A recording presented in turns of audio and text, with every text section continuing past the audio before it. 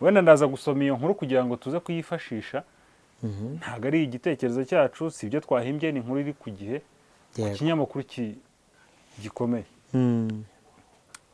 Inkuru iravuga, ifite umutwe uvuga ngo Bahati Makaca yavuze ko gukirizwa kwa Bishop Rugagi biri mu bihe bibi yanyuzemo. Uwo ni umutwe w'inkuru. Bahati Makaca yavuze ko gukirizwa kwa Bishop Rugagi biri mu bihe bibi yanyuzemo. Bitubwire twumve, ashobora kuba atari we wenyine nuko ari we wavuze. Reka ahubwo tubanze twibaza aho hantu. Ni gute gukirizwa ahantu bishobora kukubera ibihe bibi? Ni benshi. Abarijana ni benshi. Abo bantu uzi igihugu ukuntu baba bakitabaye, baba bagifashije, ariko se barayamaze iki? Bahita bakora za video zabo bya bitara binyuranamo hejuru cyane, ngubwo no umurimo w'Imana, bakaduhamagara bakamenya abandi imodoka nziza barabajije aho zigurirwa. Urukumva ka uploading tugiye iwacu mu ijuru muze mwisigara, akijuru mugiyemo niri ni rya Kamonyi, ni ryaro rya Gasogi, niri buriya Evode dufite hano abapasteri mu kwitonderwa. Buriya umuntu nubona umuntu watinyutse gufata ubugingo bwe, mwana ntukajye ugira ngo ubwawe yabugirira imbabazi. Ni nacyo kintu abantu bari kwibeshya benshi. Niba umuntu yafashe gufata umwanzo wo gutanga ubugingo bwe, utazatekereza ko ubwawe azabugirira. Umuntu bamusabye igitambo cy'umwana aramumanyura, uretse n'ubugingo n'ubuzima yabumanyura. Urukumva nta mikino baba bafite. Umuntu asabye umwana we baramutanze, ageze ku rwego gutanga muri umuna we, ageze ku rwego atanga ibyishimo by'umuryango we, umugore bamutegetse kuko bazajya babona gucura 12 mu mwaka, akaza umuteta. Hari nabo ngo zitageraho. Dadi wanjye, umushumba wanjye, sawa. Hari umugabo derutse kuganira amubwira ati buriya umugore kugira ngo azanyemerere ko hari ikintu kiba, hari gahunda iba nijoro, ati mba narasenza ati shyiramo 7. aba baravuga ati condition, kandi urumva nyine umugore ni umutumisha. Yes, ndagusuje kandi nagushimira kuba wahisemo kudukurikira kuri channel, ni by'agaciro gakomeye cyane. Imana iguhe umugisha. Kuri kamera ndi kumwe na Prince Robert, nishimiye kubana nawe. Nanjye nishimiye ko tugiye kuganira. Umeze neza? Ndamahoro, ndashima Imana. Ndabona ibihe bikomeje kuba byiza, izuba ryanze kuba ryinshi, ikirere kimeze neza. Kuno abari sawa. Kigali rwose hari amafu, harakeye, ubu igisigaye no gusenga Imana niba yaduhaye amafu, abantu ibahe n'amafaranga. Amafaranga agomba kuboneka. Nayo agomba kuboneka. Yego. Amafaranga ngaraje aboneka, hano hari umuhanuzi urimo kubivuga ngo amafaranga agiye. Ngiye n'umuhanuzi rero ndamwibaha. Ngenda muhamiriza pe. Naye hano rese mu mufuka wanjye dore ndayakeneye. Ayo naze mu mwizero rya Yesu. Amen, ndayakiriye. Imana yaguhe. Amina. Roba, hari inkuru nshaka ko tuza kuganiraho. Yego. Ni inkuru yatambutse ku kinyamakuru Igihe, igaruka kuri Bishop Rugagi n'umuhanzi bita Bahati wahoze mu itsinda ryitwaga Just Family. Makaca. Yego, Makaca. Ngira ngo ni n'umukinnyi wa filime. Yego. Hari inkuru zabo zigeze kugeza zivugwaho ko yigeze gukirizwayo, ariko nyuma ngo biza kuvugwa ko bapfuye ku bintu by'amafaranga. Ariko hari ibintu yavuze muri iyi minsi numva ntago umuntu akwiye kubirenza ingoyi. Yego. Wenda ndaza gusoma iyo nkuru kugira ngo tuze kuyifashisha. Ntago ari igitekerezo cyacu, si ibyo twahimbye, ni inkuru iri ku Gihe, ikinyamakuru gikomeye. Inkuru iravuga, ifite umutwe uvuga ngo Bahati Makaca yavuze ko gukirizwa kwa Bishop Rugagi biri mu bihe bibi yanyuzemo. Uwo ni umutwe w'inkuru. Bahati Makaca yavuze ko gukirizwa kwa Bishop Rugagi biri mu bihe bibi yanyuzemo. Bitubwire twumve, ashobora kuba atari we wenyine nuko ari we wavuze. Reka ahubwo tubanze twibaza aho hantu.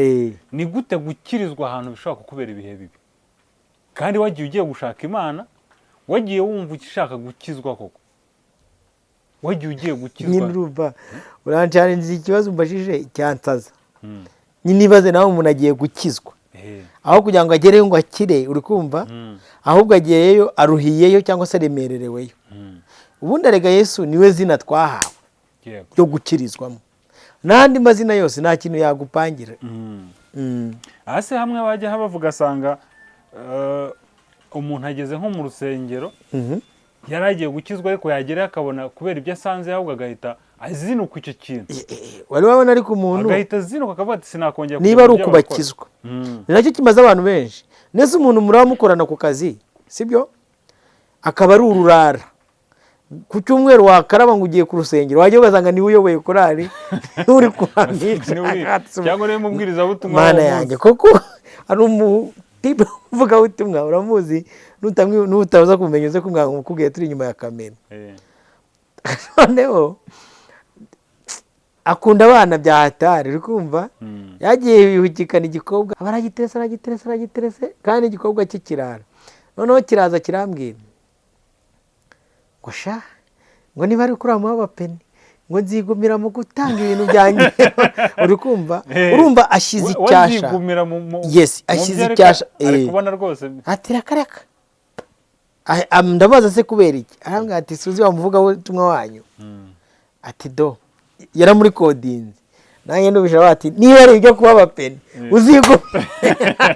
uzigumiremo uri kumva hari abantu rero nabo bameze gutyo avuga ati aho kugira ngo nyizwe nabireka aho kugira ngo nkizwe nk'akanaka.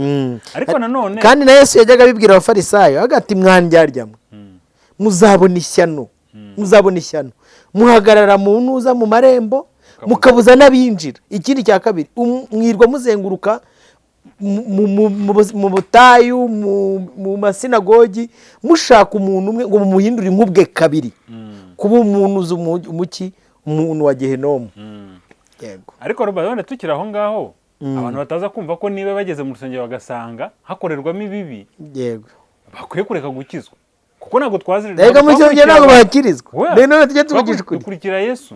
Mu rusengero nyine ntabwo wahakirizwa bisaba ahubwo ikintu dukwiye kubwira abantu tukwiye kubabwira uwabakiza ninde.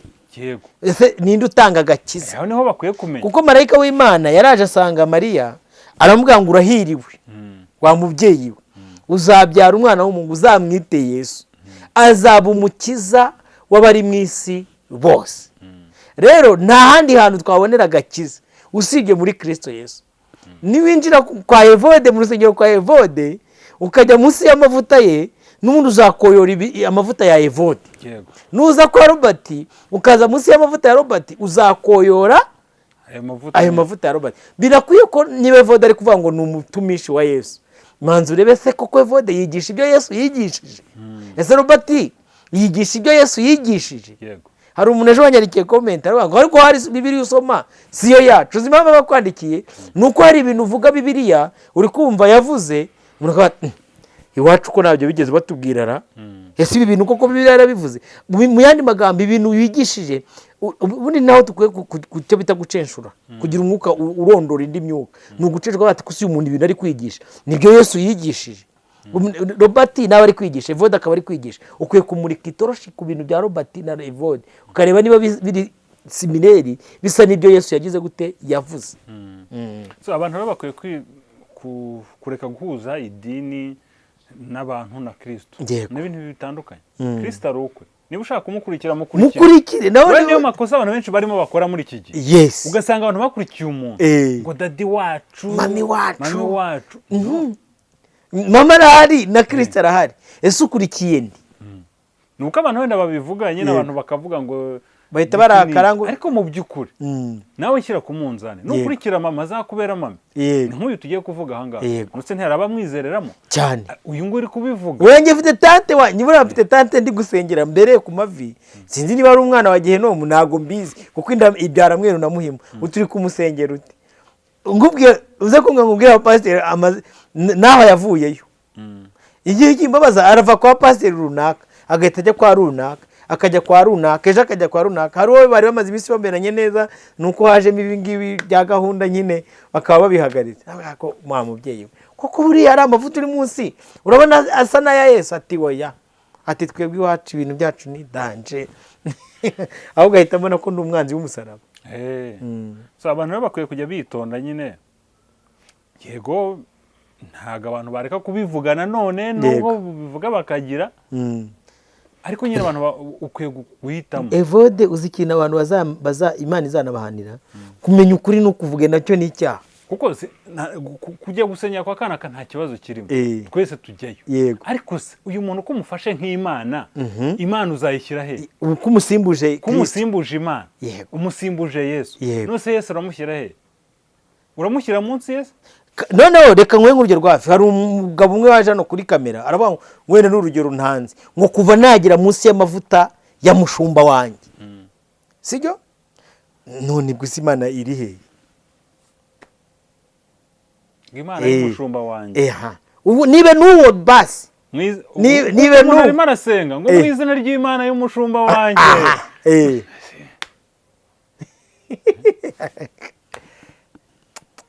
Ntabwo tubujije abantu gusenga, ntabwo tubabujije kubakurikira ngo bagende bigize. Ariko rwose reka mbivuge cizamanga, sibyo? Umuntu wiringira na Robert asa na Robert, umuntu wiringira Bishop Rugagi asa na Rugagi. Kandi Bibiliya bivuga neza ngo wiringira umwana w'umuntu afumwe. None kuki mubakurikira? Kuki mubaye ibivume? Imana iguha umugisha, igeze ijambo ry'Imana nimuryakire. Niba wiringiye Apotre Gitwaza fast, Bibiliya ikwise ikivume, sibyo? N'umwana w'umuntu nyine n'umwana w'umuntu. Yes, ubwo butumwa arabuguha pe. Ariko ni intumwa. Yes, ni intumwa. Ni intumwa yagutumweho. Dore Scovia kwa Apotre Mignoni baramutumiye ngo ajyeyo nyine kwa kundi batumira aba celebrity. Agezeyo nawe ababera nk'akago hakajombye umuntu avuye atari ko hari ibintu nabonye, ati hari ibintu nabonye, ati hari ahantu nabonye ko nyir'ubutumwa ubutumwa abantu bari kuramya uwahawe ubutumwa, ati nyir'ubutumwa bamukuyemo. Wese si Scovia, wese si safite ijisho ry'umunyamakuru ntiyabibonye. Ariko nibyo muri iyi minsi abantu bakurikiye intumwa, yes, kurusha uwazitumye. Kandi buriya abanyarwanda n'abahanga baravuga ngo uwakubwira amabi y'inzuki ntabwo ubuki bwaribwa. Kandi koko ugiye inyuma behind y'ibintu bikorerwa ahantu. Ariko Roba reka ngo urugero rworoshye cyane. Mu gitondo wa musaza twaturi kumwe tuganira, hama tuvuga ati ngewe nsabira abageni benshi. Iyo ngiye mu bukwe, yego, abaringe bavuga ngo ni mukuru w'umuryango. Ariko umusaza aba yicaye hariya nyir'urugo. None se rura rugo nubwo ari nge mukuru w'umuryango ndi kuvuga bikumvikana. Ni cyumba cyaho ndahazi. Nahafata icyemezo se? Hari icyemezo nahafata. Ko batamwambika ingofero. Ko ari umusaza mukuru. Bari gusaba umugeni akanamutanga. Ko batamwambika ingofero. Ariwe batahaye icyuba. Ubundi se byanze umwana yareka kurongorwa. Abantu bakwiye kumenya uw'agaciro. Uw'agaciro n'uwazanye ubugingo buhoraho. Uwatumye mushinga izo sengero mukamanika imisaraba, uwo niwe w'agaciro. Niwe tuhamya, niwe turirimba. Evo reka nkubwire, uzamuvuge Imana izaguha umugisha, uri kumva? Uzamuhamye mu batamuzi Imana izaguha umugisha. Ariko Yesu niwe dukwiye kwiringirwa, niwe banze ryo kwizerwa. Nta muntu twibasiriye. Ninde? Nibe haro dukomerekeje tubabarire. We nta nuwo dukomerekeje. Yesu niwe banze ryo kwizerwa. Yego. Reka twirebere muri ya nkuru nashaka kugira ngo ariyo tuza gufata intuza. Nanze gusoma ibiri hejuru kuko ntago bitureba cyane, ahubwo reka mpere hagati. Hari abavuga ngo Bahati nabajijwe kubyigeze kumuvugwaho nyuma y'isenyuka ry'itsinda rya Just Family ibyo yaririmbagamo, aho byavugwaga ko yari yariyeguriye Imana mu buryo bw'amanyanga. Aho byavugwaga ko yego, mu gitaramo cyo kumurika alubumu ye ya mbere cyabereye Kimisagara mu itorero ry'abacunguwe ryayoborwaga na Bishop Rugagi, Bahati yatanze ubuhamya avuga ko we na bagenzi bo muri Just Family bajyaga mu bapfumu bashaka kwamamara no gukundwa.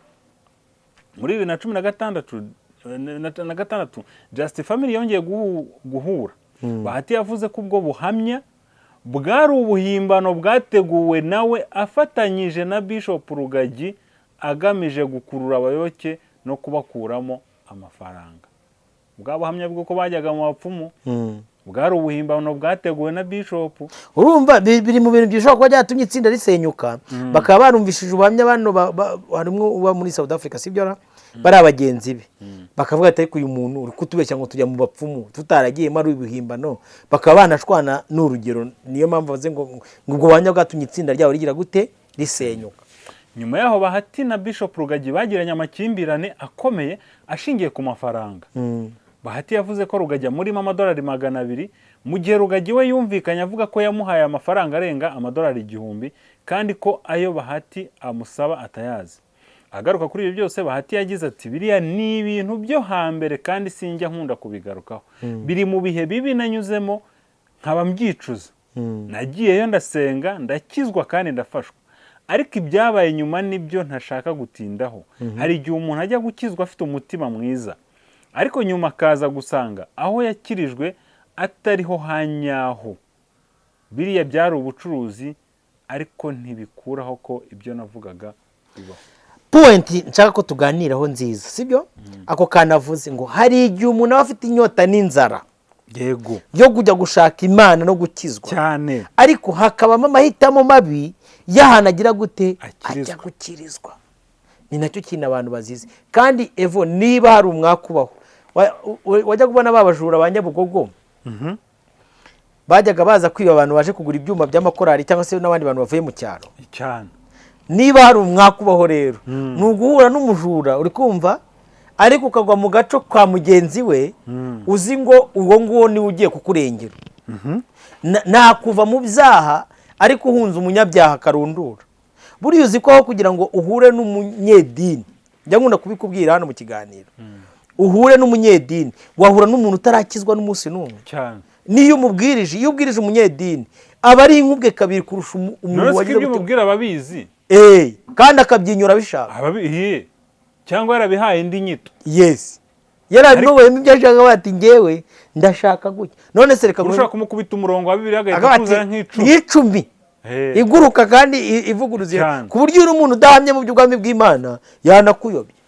Nigeze guhura n'umuntu umwe w'umudivantiste turaganira, ndavuga ariko tuganire, isabato ni itegeko ry'Imana, ari isabato nk'itegeko ry'Imana, ari n'utanga itegeko ukomeye n'uwuhe, ushyira itegeko n'urishyiraho ukomeye n'uwuhe, atukomeye n'urishyiraho. Nese nafite uburenganzira bwo kurikuraho akaba yashyiraho n'irindi? Ati yego. None se isabato si Imana rishyizeho? Yego. Wemera ko Yesu ari umwami n'umukiza se, akaba n'umwana w'Imana, akaba ari n'Imana yambaye akamero k'umuntu? Ati ndabyemera. None se ko yashyizeho itegeko ry'isabato akaza kurikurisha avuga ngo uyu munsi ndabategeka itegeko rishya, ari itegeko rishyashya n'irya kera irikomeye n'iri? Ngo yanguru ubwo tugeze hano twatangiye neza, tugeze hano yakatangiye gusubiza neza, ati ubwo urumva nawe itegeko ry'Imana bari itegeko. Oya, reka tuganire. Yaravuze ngo ubu noneho ndabategeka itegeko rishya, mukundane nkuko nagize gute nabakunda, mukundisha Uwiteka n'umutima wawe wose. Iryo si itegeko rishyashya rivuguruwe rishyizeho ishyashya. Ati atangira nabaza ikindi cya kabiri, bajya kumubamba mu byaha 3 bamureze, harimo ibyuko yangizaga icyo bita iki isabato. Yabasubije ko ari iki? Si yavuze ngo ni umwami w'isabato? Niba avuze ati abarushye n'abaremerewe muze mbaruhure, kuruhuka si igiruhuko cy'isabato? Umuntu agahita kubwa aguhindura, none agahita ajya mu gutegeka kwa kabiri akakuza n'imirongo, uri kumva, agahita azabiranywa n'uburakari. Urabona nk'uko turi kubivuga, hari n'ugiye guhita arakara. Kandi twari dutangiye ikiganiro kwa ko twavugaga Rugagi atari muri akati nanga iryo vanga rya, uri kumva. Ariko abantu dukwiriye kubabwiza ukuri, tukababwira ko inzira ari imwe, umuntu wese uyinyuramo atazayiyoba niyo yaba ari umuswa. Inzira ni imwe ijya mu ijuru, ica muri Kristo Yesu. Sasa rero twari dukomoje ku kantu ko abantu bajya gukizwa, uri kumva, akagira inyota yo guhaga ibyaha cyangwa se akaba afite amakuba murembeje. Kuko kugira ngo umuntu akizwe harimo uburyo bubiri. Hari umuntu uzinuka ibyaha akaba ati ndabihaze, igihe nasambaniye, igihe nibiye, ndumva bingeze cyangwa Imana ikankiza. Abo abakeneye imbarutso yo kumenya ukiza ibyaha, wenda umwami Yesu akamusura akamukiza. Ako roba uzwa n'igihe umuntu ahaga ibyaha gusa yabihaze tu, akumva arabihaze. Yes. Nuva ngo ibyo gukizwa bikaza nyuma reka kumva arabihaze. Akabati Mana icya ubu dufite abantu babihaze bagati Imana, Imana iramutse inkuye cyangwa se mbonye uburyo ndeka ibi bintu, uyu muntu we wamaze kubihaga, ikintu abakeneye ni umuti ukiza ibyaha nyine. Nta kindi gikiza ibyaha, ni umwuka w'Imana uza mu muntu akamwigisha ibyo kureka ibyaha no gukiranuka. Sasa rero ari n'ijya yicara bate ko Imana ubu nasengera hehe, akabyuka agakaraba, agahita aza akagwa mu idini ryo kwande, ryo kwa Robert, ryo kwande, ryo kwa Evode. Nanze kuvuga iry'abandi niyo turi kuganira, kuko ubusanzwe nta dini ngengira. Noneho yaza yagwa kwa Robert ari guhunga ubusambanyi, ati mushumba ubwo afite ikimero yagishyizeho za tatuwaje ukumva ariko arumva bihaze pe abizinutswe. Ati mushumba ndifuza ko wamfasha. Kibona atisha mundagarika nawe uri muri kumva. Ubwo uyu muntu niba yaraje gusenga yagera ahasenge agasanga mushumba ni mubi kurusha, uri kumva, ni mubi kurusha aho yaravuye. Ubwo hari ubwo zongera gutekereza n'Imana. Nubwo itataha ati none niba ari birabasenga sha ndagakora. Abantu rero ari gihe tubabwira ati niba mushaka gukizwa dore inzira nyayo y'umurongo wo gukiranuka n'uyu nguyu, nicyo tuba turi kubabwira. Yesu niwe wenyine ugeramo akaguha amahoro atari nk'ay'abisi. Naho ari igihe tuza tugasimbuka no mu nsengero z'iwacu hano zidanduye i Kigali, mwakira amahoro turabasezeranya, umuntu bakamusezeranya amahoro atari butahane. Sinzi niba wari wajya ahantu bari gusezeranya amahoro atari butahe. Gusa bifasha na sosiyete somehow, ariko ni bibi byo gufera abantu no kubatera ikinya, uri kumva. Umuntu araje utagiye kumutera ikinya umubwira ko agiye kubaka etaje, akora iki se gituma wamwigisha icyo akora kugira ngo agere kuri etaje? Umuteye ikinya umubwira ko agiye kurira indege, agiye gukora iki? Yego kugira ngo wurire indege aba ari impamvu yo kuyurira. Ni hande abantu rero bagira ku rwego atangira gutegura uko yajya kukurira indege, ahubwo akayitangira kuyitegura kurira indege mu kinyoma. Ubuze dufite abantu biyambuye ko ari abanyarwanda ari abakongomani, nibabituyeho se kandi bakaze uvuga bagahita barakara. None se ku ijambo ry'Imana rivuga ngo hanze hazaba imbwa, abarozi, abicanyi n'abasambanyi n'ababeshyi babikora bakabikurikiza. Uyu muntu wubakiye ku kinyoma ugera ku rwego impapuro ze zanditseho ko ari umukongomani kandi gakondo yari mu Rwanda. Biba byaraturutse kuki? Ni kwa kundi baza mu rusengero mutima ngo Imana ivuganye nanjye gwiguhaye visa, uri kumva, gwigutuje muri Amerika. Anyway, ariko si Imana iyo ishaka gusoza amasezerano yayo igutuza muri Amerika mu kinyoma gute? Niba ari Imana yavuganye nawe, Imana ibeshya n'Imana nyabaye. Ngo wowe uba wibwiye isezerano ryasohotse ariko uri mu kinyoma, ariko urayibeshye, uri kwibeshya.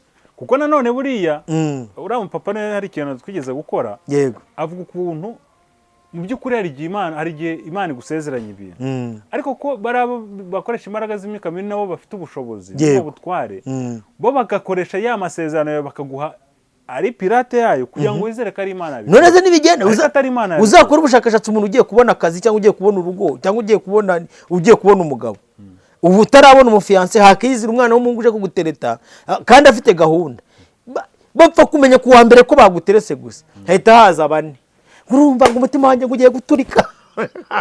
None ugatesigara muri dilema ivuga ati subu mbigenze gutya na gutya, sibyo?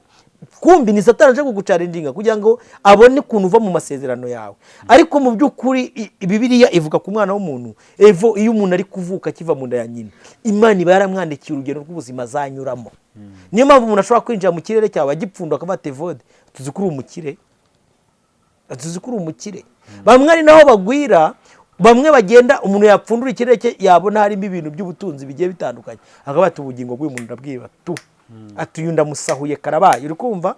Kubera iki? Yabonye ko evode hari ibintu Imana yamwandikiye. Ikindi cya kabiri, kuko Satani acururisha abantu ubugingo buhoraho, donc yaje kwiba no kwica no kurimbura. Hari igihe batavuga ati watuzanira ubugingo bw'uriya muntu, ati nabuzana. None se wabuzana gute? Ati ikintu turakora, uri kumva, nukumwereka ko twamufasha akagera ku Imana yamwandikiye, ariko atari Imana igisoje igihe cyacyo cyageze. Kuko imigisha Imana itanga Bibiliya avuga ngo nta mibabaro yongeraho. None se niba aba bantu bikoza za Nigeria, bakikoza za Uganda, bakikoza n'andi hantu, aza yakurambire kaye ikiganza akaba ati ngiye kuguha ubutunzi, wagira ngo hari ubwo bafite nubwo nibyo ugenewe mwana, nibyo ugenewe baguha. Ikindi cya kabiri, abarindagiye bamaze kubyambura, kuko hari nabo mu isi y'umwuka babyiba. Buriya ufashe umuntu uri kumva ukamushyira muri coverage, hari tuno dushoti njya mbona twa Nigeria, buriya bina ni reality baho. Hari umuntu bashyira, umuntu agasanga umuntu yagushyize mu ifamu ye ku myaka 20, 80 irinzi gushiriraho, uri kumva ukiri mu ifamu cyane rwose, ikiri mu ifamu ye. Umuntu aza akakuzingira mu gisengero cye, ukajya umera nk'umuntu, donc ubwenge bwawe n'umutima wawe n'ibitekerezo byawe ukajya uhora umeze gutya mu rusengero, materaniro yageze, noneho wagahise akaba ati ndagukubita ikiziriko hari ukuntu umwaka ugizwe n'iminsi 366 cyangwa 5 ugasanga runogaramu iratenze neza. Tuzahera ku y'itatu ibishizeho, dushyireho 7 ibishizeho, dukubite 21 ibishizeho, dukubite 40 ibishizeho, tuzabakoma iry'ibiri bizahita bihura n'umwaka. Ugajya usanga umuntu yirwa muri uru ngo dufite 7, dufite 3, dufite 4, dufite 16, dufite 20, turi muri kandi ugasanga ayo masengesho musenga nta nubwo ufite ubushobozi bwo kuba wafata Bibiliya n'umunsi n'umwe ngo uyisenge. None se uyu makaca, reka tuganire kuri uyu makaca. Njya mukurikirana n'uyu munsi njya mukurikirana ko yagiye gushaka Imana, uri kumva ko kwimwitegereje ubona yarayibonye, yaratengushywe. Yes, ni mpamvu kivuga ati niba ari umwaka buriya byararangiye finite rimini. Buriya byararangiye, biragoye, biragoye ko yakizwa keretse nyine ari Imana yiyiziye. Yes, yiziye ikamuniga ikaba ati kureyo nkubatuye, ariko kuri we ubwo uri imigozi iba yahereye, ubwo ari kuvuga ku muntu w'imbere, imigozi iba yahereye hano iboshye umuntu aba ameze ake. Biba bisaba Yesu ko avuga ati ni mu mubohora agenda uri kumva. Ariko buriya byararangiye. Wajya ngo ni makaca wenyine? Ntago ari we wenyine. Ko ari we wavuze. Ubu hari abantu bazengereye muri umujyi wa Kigali uri kumva, bazize ibiganza bishyushye. Njye mbabwira abantu mujye mwuza. Forward your BNB. Aragira ati fimbo. Urugero nyine ngo wahe. Agahita kwemeza uburyo cy'ifimbo ari kinywaji cyanzuri sana. Babihagaritse. Muretse mu gitondo uzabumva ko narawe. Kube yikuraga ifaranga. Turi kugendana. Karakazi yabagari. Riga nizo umukristo. Ariko iyo ari kukubwira uburyo ngufu jini ribitende ruko n'urugero nyine no kugira ngo abantu bamanze bumve. Abantu mujye mubanza mutekeza si iki kiganza gishyushye kuko bari kuduhamagara. Kirashyushye ubundi gishyushye gishyuhanye iki. Areka kuza no gutekereza nta cyaha kirimo. Hakujya abantu batasesengura ivo ngo banarize uri kumva barebe utudetaye cyane. Izi umwana w'umuhungu umwe yaramamagaye ari kumbaza ibintu mukwita umwaka ari kuneka. Ubwo uri kuneka rero kangubwira ibijyanye n'icyo nshaka kandi ibyo nyeneyo ntabyo ubona. Kana kamwarahuye twarahuye. Mwavuganye gute se? Twavuganye ibi nibi. None se byageze gute? Byagenze gute nyine? Kuko nshaka amakuru arambuye sindahuze ndatwaye uretse ndaza kukuvugira. Digende. Kubera iki? Kumanza kwita kuri details. Umuntu niba avuze iyi ni igihe cyabyanditse. Si kinyamakuru gikomeye. Akavuga ati umwaka wa mbere nahuye nawe nukujya mu rusengero. Twakoze ibi nibi. Hari ibintu twakoze. Kuki ushaka kumuhakanya? Nese ntiyabikoze nyine. Kandi byarabaye. Kivugira ni byamubayeho. Yes. Ntago ari ibintu byabaye ku bandi bantu. Twahimbye ibi nibi. None kuki dutekereza ko n'ibindi bintu bihimba. Ako zambago zazigwaga zimanitse mu rusengero zagiye mwana. Simbizi. Na twatugare. Kandi ubu byose babikoraga mu rwego rwo kugira ngo abakiriya bazi. Siko yavuze se. Babona ubucuruzi. Mu Banyarwanda mu mbwira. Bakuremo amafaranga. Izi mbago n'utu tugaye twabaga mu rusengero byagiye.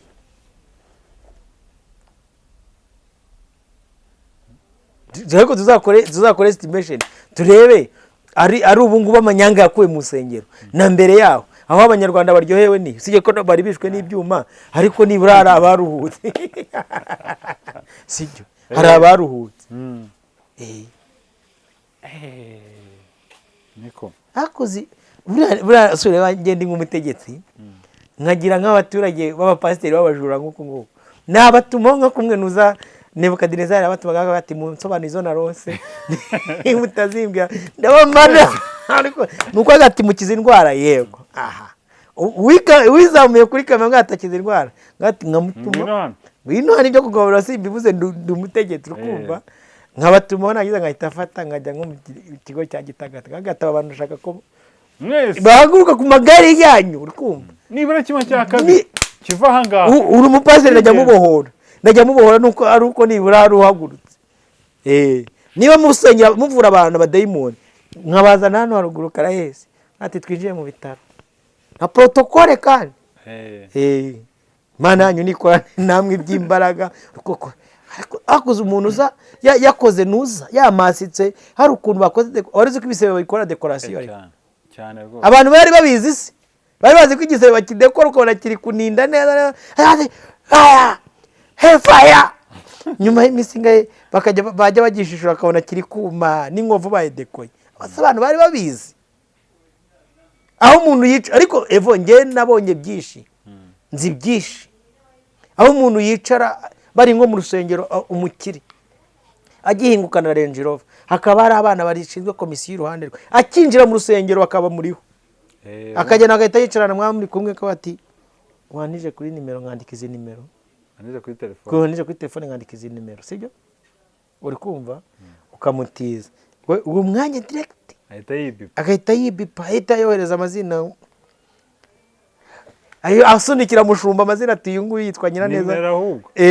Ubundi agatangira hari nimero ndimo kubona 07 ndabonye nimero 30, umubare wa nyuma ntabwo uri kuza, uraje 17. Uri kumva bazivuga ati mushumba arabona we ya Imana ivuganye nanjye, Nyiraneza muri mwe nini ujya arahaguruka ahita hanuka kikubita amarira akagwa Imana iramba. N'abadamu bafite ukuntu barira direct. Uri kumva bagahita bati ubundi Nyiraneza mu muryango wanyu ninde?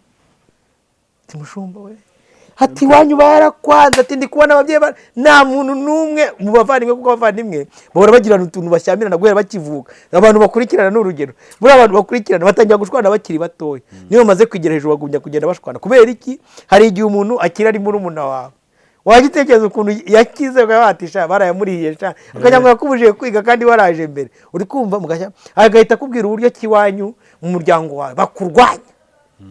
Abantu bavukana se Satani areka kubakuramo ngo reka kurwanya, maze n'umubyeyi yanga umwana we. Uri kumva akivuga noneho hari ukuntu babatekinika ngane atisha nibayabarume, n'ubundi nta mfubyi mwafasha, n'ubundi nta mupakazi mwagirira neza, nibayatware n'ubundi nta kintu. Buriya ngiye ntago njya ngayo umuntu wiba ngayo wibwa. Uri kumva uzi ko bahitaga bamubwira ati